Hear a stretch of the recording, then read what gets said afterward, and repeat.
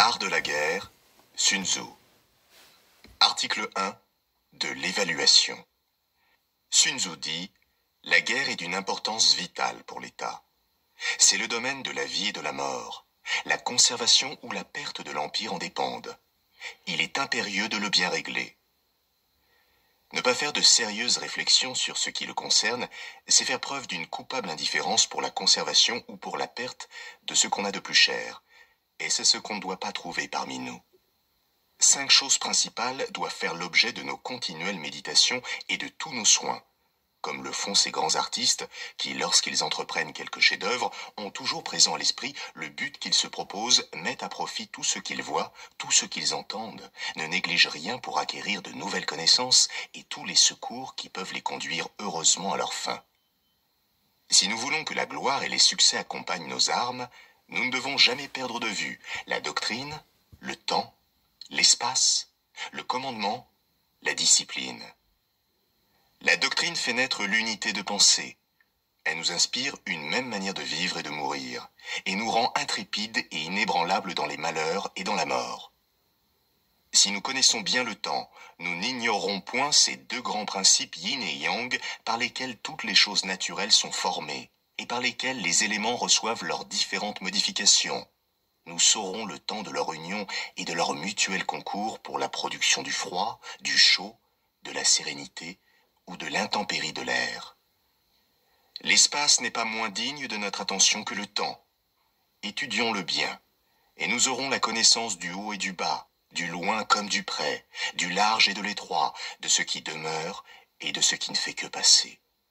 J'entends par commandement l'équité, l'amour pour ceux en particulier qui nous sont soumis et pour tous les hommes en général, la science des ressources, le courage et la valeur, la rigueur, telles sont les qualités qui doivent caractériser celui qui est revêtu de la dignité de général, vertus nécessaires pour l'acquisition desquelles nous ne devons rien négliger. Seules, elles peuvent nous mettre en état de marcher dignement à la tête des autres. Aux connaissances dont je viens de parler, il faut ajouter celle de la discipline. Posséder l'art de ranger les troupes, n'ignorer aucune des lois de la subordination et les faire observer à la rigueur. Être instruit des devoirs particuliers de chacun de nos subalternes. Savoir connaître les différents chemins par où on peut arriver à un même terme. Ne pas dédaigner d'entrer dans un détail exact de toutes les choses qui peuvent servir et se mettre au fait de chacune d'elles en particulier. Tout cela ensemble forme un corps de discipline dont la connaissance pratique ne doit point échapper à la sagacité ni aux attentions d'un général. Vous donc que le choix du prince a placé à la tête des armées, jetez les fondements de votre science militaire sur les 5 principes que je viens d'établir. La victoire suivra partout vos pas. Vous n'éprouverez au contraire que les plus honteuses défaites si, par ignorance ou par présomption, vous venez à les omettre ou à les rejeter. Les connaissances que je viens d'indiquer vous permettront de discerner parmi les princes qui gouvernent le monde celui qui a le plus de doctrine et de vertu.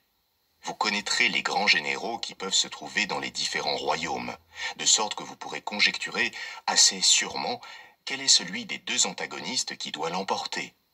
Et si vous devez entrer vous-même en lice, vous pourrez raisonnablement vous flatter de devenir victorieux.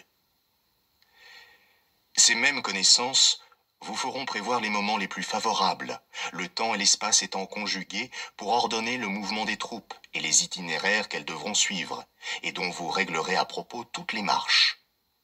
Vous ne commencerez ni ne terminerez jamais la campagne hors de saison. Vous connaîtrez le fort et le faible, tant de ceux qu'on aura confiés à vos soins que des ennemis que vous aurez à combattre. Vous saurez en quelle quantité et dans quel état se trouveront les munitions de guerre et de bouche des 2 armées. Vous distribuerez les récompenses avec libéralité, mais avec choix. Et vous n'épargnerez pas les châtiments quand il en sera besoin. Admirateurs de vos vertus et de vos capacités, les officiers généraux placés sous votre autorité vous serviront autant par plaisir que par devoir. Ils entreront dans toutes vos vues, et leur exemple entraînera infailliblement celui des subalternes, et les simples soldats concourront eux-mêmes de toute leur force à vous assurer les plus glorieux succès. Estimez, respectez, chéris des vôtres. Les peuples voisins viendront avec joie se ranger sous les étendards du prince que vous servez, ou pour vivre sous ses lois, ou pour obtenir simplement sa protection. Également instruits de ce que vous pourrez, et de ce que vous ne pourrez pas, vous ne formerez aucune entreprise qui ne puisse être menée à bonne fin. Vous verrez, avec la même pénétration, ce qui sera loin de vous comme ce qui se passera sous vos yeux, et ce qui se passera sous vos yeux comme ce qui en est le plus éloigné. Vous profiterez de la dissension qui surgit chez vos ennemis, pour attirer les mécontents dans votre parti, en ne leur ménageant ni les promesses, ni les dons, ni les récompenses. Si vos ennemis sont plus puissants et plus forts que vous, vous ne les attaquerez point. Vous éviterez avec un grand soin ce qui peut conduire à un engagement général. Vous cacherez toujours avec une extrême attention l'état où vous vous trouverez. Il y aura des occasions où vous vous abaisserez et d'autres où vous affecterez d'avoir peur.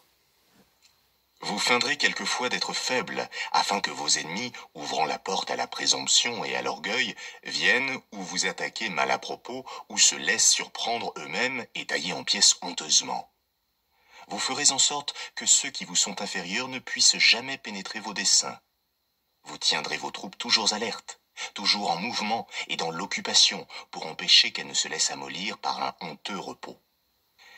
Si vous prêtez quelque intérêt aux avantages de mes plans, faites en sorte de créer des situations qui contribuent à leur accomplissement. J'entends par situation que le général agisse à bon escient, en harmonie avec ce qui est avantageux, et par là même dispose de la maîtrise de l'équilibre. Toute campagne guerrière doit être réglée sur le semblant. Feignez le désordre. Ne manquez jamais d'offrir un appât à l'ennemi pour le leurrer. Simulez l'infériorité pour encourager son arrogance. Sachez attiser son courroux pour mieux le plonger dans la confusion. Sa convoitise le lancera sur vous pour s'y briser. Hâtez vos préparatifs lorsque vos adversaires se concentrent. Là où ils sont puissants, évitez-les. Plongez l'adversaire dans d'inextricables épreuves et prolongez son épuisement en vous tenant à distance. Veillez à fortifier vos alliances au dehors et à affermir vos positions au dedans par une politique de soldats paysans. Quel regret que de tout risquer en un seul combat, en négligeant la stratégie victorieuse et faire dépendre le sort de vos armes d'une unique bataille. Lorsque l'ennemi est uni, divisez-le et attaquez là où il n'est point préparé, en surgissant lorsqu'il ne vous attend point. Telles sont les clés stratégiques de la victoire, mais prenez garde de ne point les engager par avance. Que chacun se représente les évaluations faites dans le temple avant les hostilités comme des mesures. Elles disent la victoire lorsqu'elles démontrent que votre force est supérieure à celle de l'ennemi. Elles indiquent la défaite lorsqu'elles démontrent qu'il est inférieur en force. Considérez qu'avec de nombreux calculs, on peut remporter la victoire. Redoutez leur insuffisance. Combien celui qui n'en fait point a peu de chances de gagner? C'est grâce à cette méthode que j'examine la situation et l'issue apparaîtra clairement. Article 2 de l'engagement. Sun Tzu dit « Je suppose que vous commencez la campagne avec une armée de 100 000 hommes, que vous êtes suffisamment pourvus des munitions de guerre et de bouche, que vous avez 2000 chariots, dont 1000 sont pour la course et les autres uniquement pour le transport, que jusqu'à 100 lieues de vous, il y aura partout des vivres pour l'entretien de votre armée, que vous faites transporter avec soin tout ce qui peut servir au raccommodage des armes et des chariots, que les artisans et les autres qui ne sont pas du corps des soldats vous ont déjà précédé ou marchent séparément à votre suite, que toutes les choses qui servent pour des usages étrangers, comme celles qui sont purement pour la guerre, sont toujours à couvert des injures de l'air et à l'abri des accidents fâcheux qui peuvent arriver. Je suppose encore que vous avez 1000 onces d'argent à distribuer aux troupes chaque jour, et que leur solde est toujours payé à temps avec la plus rigoureuse exactitude. Dans ce cas, vous pouvez aller droit à l'ennemi. L'attaquer et le vaincre seront pour vous une même chose. Je dis plus. Ne différez pas de livrer le combat, n'attendez pas que vos armes contractent la rouille, ni que le tranchant de vos épées s'émousse. La victoire est le principal objectif de la guerre. S'il s'agit de prendre une ville, hâtez-vous d'en faire le siège. Ne pensez qu'à cela, dirigez là toutes vos forces. Il faut ici tout brusquer. Si vous y manquez, vos troupes courent le risque de tenir longtemps la campagne, ce qui sera une source de funeste malheur. Les coffres du prince que vous servez s'épuiseront. Vos armes perdues par la rouille ne pourront plus vous servir, l'ardeur de vos soldats se ralentira, leur courage et leur force s'évanouiront, les provisions se consumeront et peut-être même vous trouverez-vous réduits aux plus fâcheuses extrémités. Instruits du pitoyable état où vous serez alors, vos ennemis sortiront tout frais, fondront sur vous et vous tailleront en pièces. Quoique jusqu'à ce jour vous ayez joui d'une grande réputation, désormais vous aurez perdu la face. En vain, dans d'autres occasions, aurez-vous donné des marques éclatantes de votre valeur, toute la gloire que vous aurez acquise sera effacée par ce dernier trait.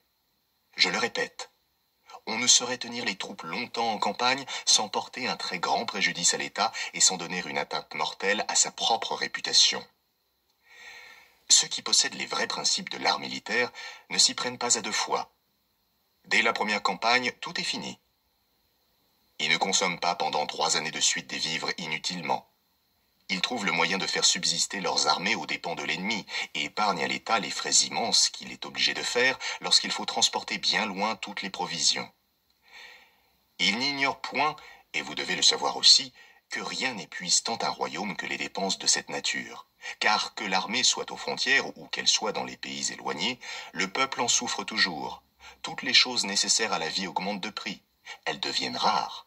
Et ceux mêmes qui, dans des temps ordinaires, sont le plus à leur aise, n'ont bientôt plus de quoi les acheter. Le prince perçoit en hâte le tribut des denrées que chaque famille lui doit. Et la misère se répandant du sein des villes jusque dans les campagnes, des 10 parties du nécessaire, on est obligé d'en retrancher 7. Il n'est pas jusqu'au souverain qui ne ressente sa part des malheurs communs. Ses cuirasses, ses casques, ses flèches, ses arcs, ses boucliers, ses chars, ses lances, ses javelots, tout cela se détruira.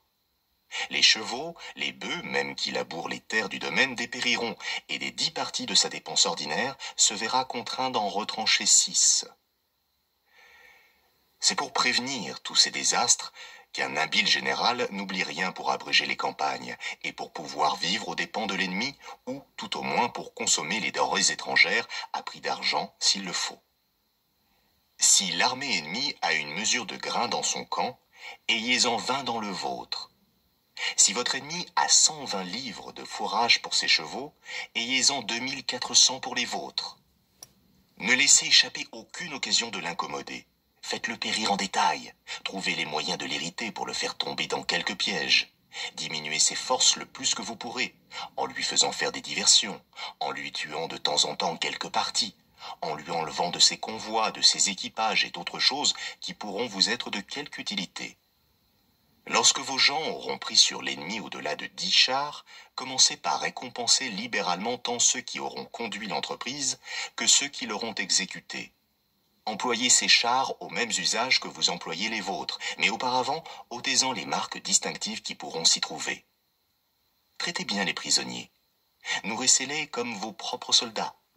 Faites en sorte, s'il se peut, qu'ils se trouvent mieux chez vous qu'ils ne le seraient dans leur propre camp ou dans le sein même de leur patrie.